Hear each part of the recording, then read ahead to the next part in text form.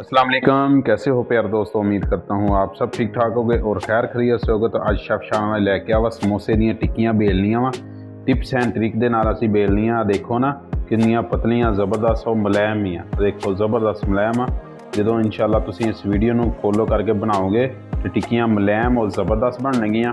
चलो जी स्टार्ट करिए रेसिपी नूं। आइए देख लिए समोसे दी टिक्कियां रेडी करनियां। चैनल नूं सबसक्राइब करो, वीडियो नूं लाइक करो जी।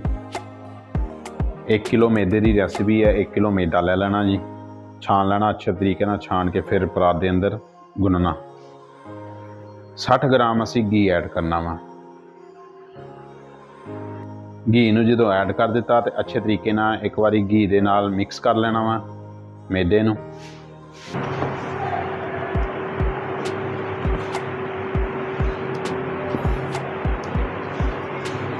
तरीके नाल मैदे दे अंदर घी नूं मिक्स कर लिया तो इस तरह दी डलियां जिहियां बननी शुरू हो जांदियां। ठीक है जी, पता लग जाता इस चीज़। नमक कितना करना वा? Half tea spoon. 1 किलो के अंदर हाफ टी स्पून सिर्फ मैदे का टेस्ट तब्दील करने वास्ते असी नमक ऐड करना।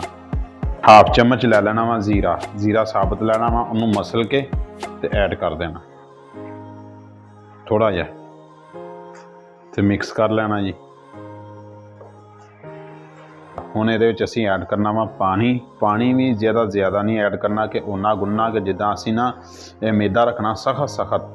मिसाल के तौर पर 1 किलो मैदा वा तो 1 प्याली या 1.5 प्याली पानी की जरूरत पैनी, इस उत्ते नहीं पैनी। ठीक है, हुण फटाफट गुन लीए पानी दे नाल मैदे। थोड़ा थोड़ा पानी ऐड करी जाना तो आटा गुन्नी जाना, फिर तुहाडा आसानी नाल पता लग जाएगा कि कितना असीं पानी ऐड करना।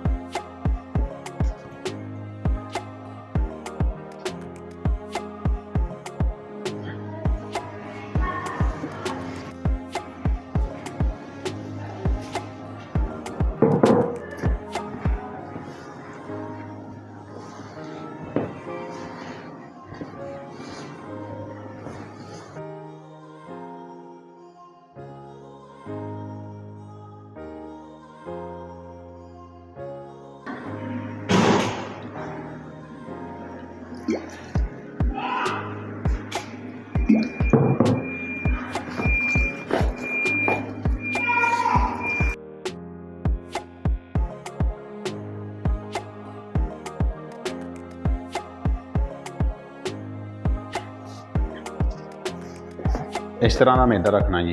देख लो हुण चिपकदा भी नहीं गा।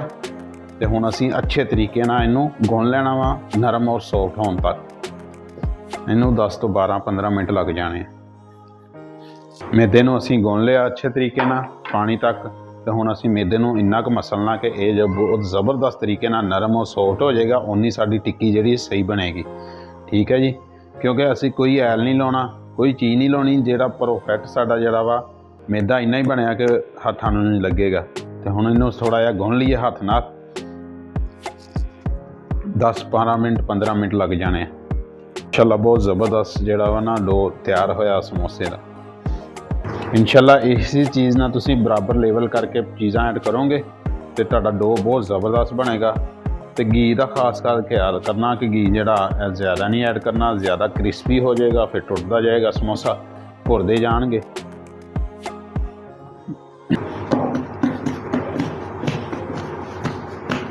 समोसे वाली माशाल्लाह जी डो रेडी हो गया वा।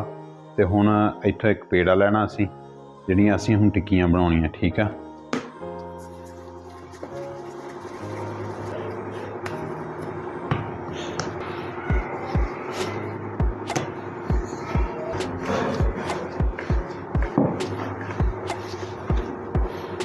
अगर मैदा चुमड़े तो थोड़ा जिहा इनू खुश्क मैदा वगैरह ला देना वा कि चिपके ना। ठीक है जी,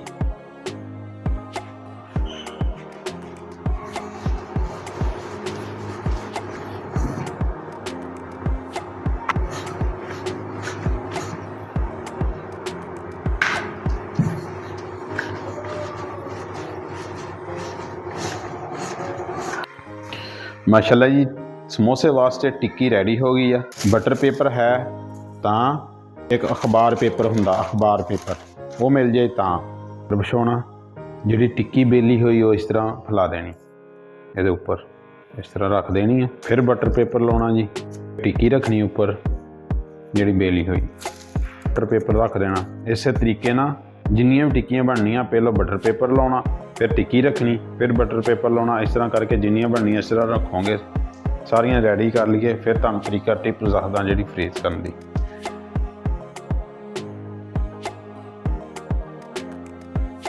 सारे पीस रेडी कर लिया समोसिਆਂ वास्ते।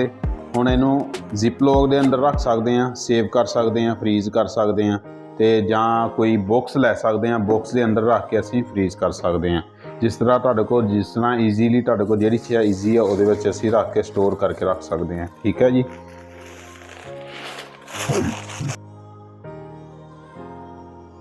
बॉक्स के अंदर रख दिता तो हुण इनू फ्रीज कर लेना वा। इनू 15 तो 20 दिन असी इस्तेमाल कर सकते हैं, यूज़ कर सकते हैं। ठीक है जी, इदां ही फ्रीज कर दीए जी। माशाल्लाह जी समोसे दीयां टिक्कियां ज़बरदस्त तरीके नाल रेडी हो गई वा। इस तरह करके स्टोर कर सकते हैं। तुहानूं दस दिता तरीकाकार कि इस तरह करके स्टोर कर लीए तो 15 तो 20 दिन तुहाडे इंशाल्लाह लंघ जाया करनगे। चैनल नूं सबसक्राइब करो, वीडियो नूं लाइक करो जी। मिलते हैं नैक्सट वीडियो के अंदर तो नैक्सट रेसिपी के अंदर। तो अल्लाह हाफिज़।